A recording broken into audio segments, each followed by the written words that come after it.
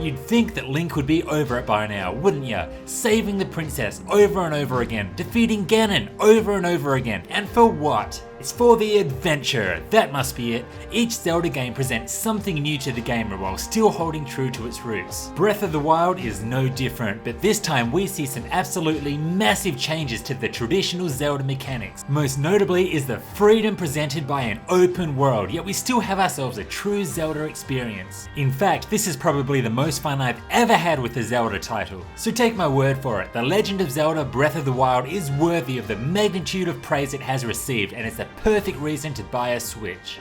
Here's one you haven't heard before. You play the role of Link, who's on a quest to save the Princess Zelda from the evil Gannon. There was a major war 100 years ago where the Calamity Ganon destroyed Hyrule. Princess Zelda, the smarty that she is, was able to seal Ganon in Hyrule Castle and place Link into a long hibernation state so he could heal from his wounds and one day wake up and defeat Ganon once and for all. The game begins 100 years after these events. Link wakes up and just like Jon Snow, knows nothing. Link is soon brought up to speed and told that he'll need to activate 4 giant ancient beasts which will weaken Ganon, who is continually growing in power at Hyrule Castle.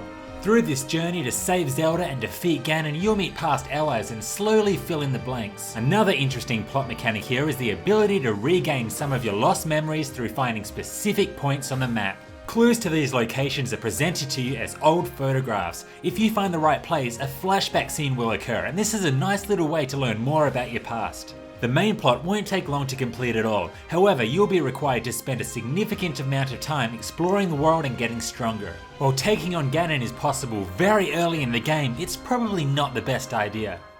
So there's quite a few new features in Breath of the Wild. Most notably is the series' first attempt at an open world setting, and my god, it is incredible. In fact, it's the most fun I've had exploring since Xenoblade Chronicles. Not only is there a shitload to do, but the visuals and music make this experience even richer. There is literally reason to thoroughly explore every single inch of this epically ginormous world. Every forest, cave, pond, whatever will probably have something worthwhile to find. This could be valuable resources, rare enemies, hidden shrines or Koroks, unique minigames, additional side quests, the list goes on. I think what I love most about this world is that you can go everywhere. See that huge peak in the distance? It might take some time, but you can climb there. See that island in the middle of nowhere? You can glide there. What about that giant castle? You can gallop there. So far, I've caught and trained 2 horses. This one is Sarah. This one is Jessica. And I can't think of a name for my 3rd horse. Maybe you can help me out. Take my word for it, it's nearly impossible to stay focused on one single objective as you want to take just a few steps in the other direction to explore something new. This is Breath of the Wild's biggest strength. So, I mentioned shrines before. There are a whopping 120 of these hidden throughout the world. Some of these are in plain sight, but others are very well hidden. If you can find all of these on your own, I commend you. Once you enter a shrine, you'll usually be faced with a puzzle that'll require the use of your tools to complete. You'll only ever get several tools such as a magnet or a bomb, but they're designed to be used in countless creative ways. Solving these puzzles are a lot of fun. Some are short and simple while others are a little more on the difficult side. Either way, finding these shrines are very worthwhile. Not only will locating them provide you with a new quick travel point, but completing them will reward you with a spirit orb. 4 of these spirit orbs can be exchanged for stamina vessels or heart containers. This is one of the main methods of getting Link stronger.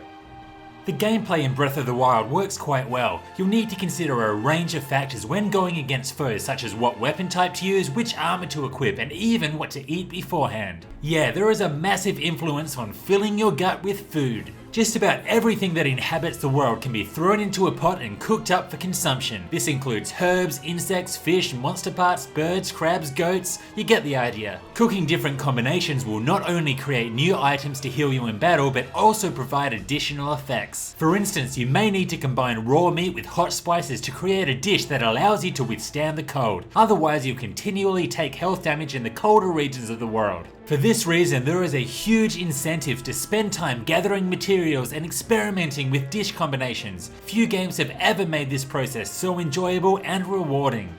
You completionists out there will be spending many hours trying to find the hundreds and hundreds of Korok seeds hidden around the world. Gathering large quantities of these seeds will allow you to carry additional weapons, shields, or bows. Why would you need this, you ask? Can't I just carry the strongest weapon all the time? You'd think that, wouldn't ya? The problem is your equipment will break after a limited number of uses. And here there is a huge emphasis on the word limited, meaning that your weapons will break after hitting your enemies several times. For this reason, being able to hold large quantities of weapons will prove beneficial, as it's not uncommon to go through multiple swords in a single fight. I'll admit it, this system was difficult to adjust to at first, but eventually I got used to it. With that said, it is clearly in need of some adjustments. The lack of a weapon durability meter was a big problem for me. I always felt that I should be able to see how much life my weapon had left in it. Even better would be a way to repair my favorite weapons before they broke. While this weapon system is far from game breaking, it was my biggest issue with the game.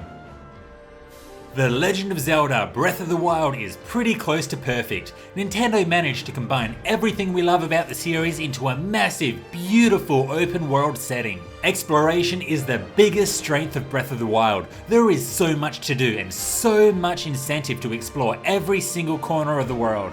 If there's one thing that I would have liked different, it would be the weapon durability system, but even then it's easily forgiven when you weigh it up against everything else that the game has to offer. In the end, Breath of the Wild is reason enough to buy a Switch, so go out there and save the princess just one more time. This was Hellfire RPGs, thanks for watching. If you liked this, like, subscribe, and check out some of my other videos. Also, tell me what you thought about this game. See you next time.